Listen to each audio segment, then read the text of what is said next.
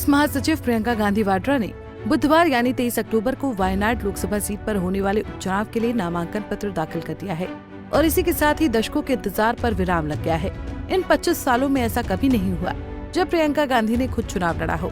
उनके चुनाव लड़ने की कई बार चर्चा जरूर हुई है, लेकिन प्रियंका गांधी कभी फ्रंट फुट पर चुनाव लड़ती नजर नहीं आई। लेकिन अब राहुल गांधी के इस्तीफा देने के बाद वायनाड लोकसभा सीट खाली हो गई है, जिसको लेकर अब इस वायनाड लोकसभा सीट पर 13 नवंबर को उपचुनाव होने वाले हैं।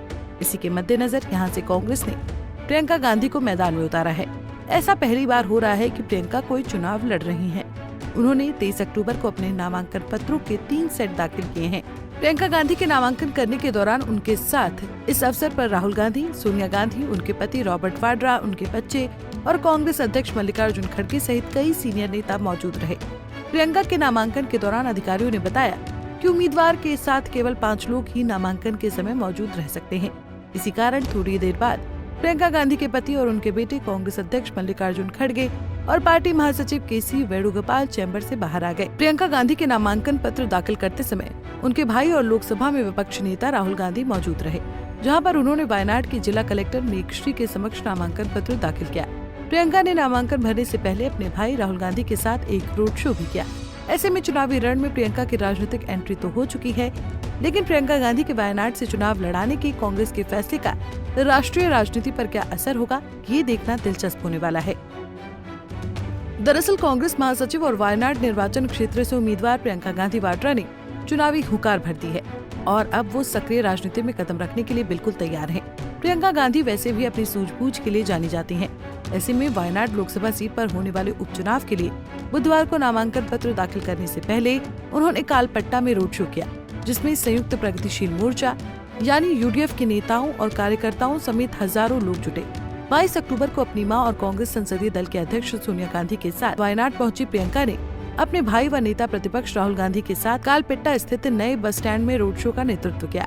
इस रोड शो में प्रियंका के साथ उनके पति रॉबर्ट वाड्रा, कांग्रेस और IUML के वरिष्ठ नेता सहित यूडीएफ कार्यकर्ताओं और समर्थकों के साथ साथ सभी आयु वर्ग के आम लोगों ने भाग लिया। रैली में आई भीड़ ने प्रियंका और राहुल की तस्वीरों को लेकर पार्टी के रंगों वाले गुब्बारों के साथ ढोल बजाकर उनका स्वागत किया।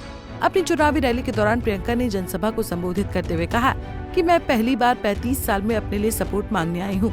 मुझे मौका दीजिए, मेरी जिम्मेदारी है आपको पहचान दिलाने की। आपदा में सभी ने आपका बहुत साथ दिया है, मैं आपके परिवार का सदस्य बनने आई हूँ। You stood by my brother when the whole world was turning its back on him. You gave him your strength and you gave him courage to keep fighting. My whole family will always remain indebted to you. We will always be grateful to you for this support. गौरतलब है कि केरल के वायनाड को कांग्रेस का गढ़ और सबसे safe seat माना जाता रहा है।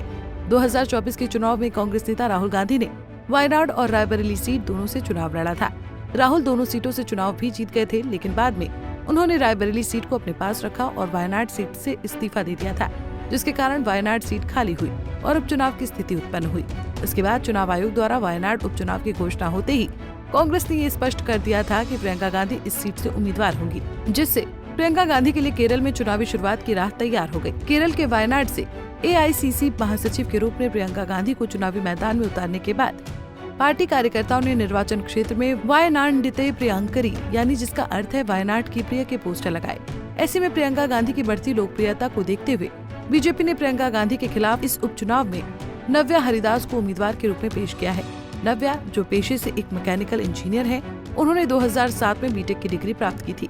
उनके सोशल मीडिया प्रोफाइल के अनुसार वो कोझिकोड निगम की पार्षद भी हैं और बीजेपी महिला मोर्चा के राज्य महासचिव के रूप में पार्टी के लिए कार्य कर रही हैं।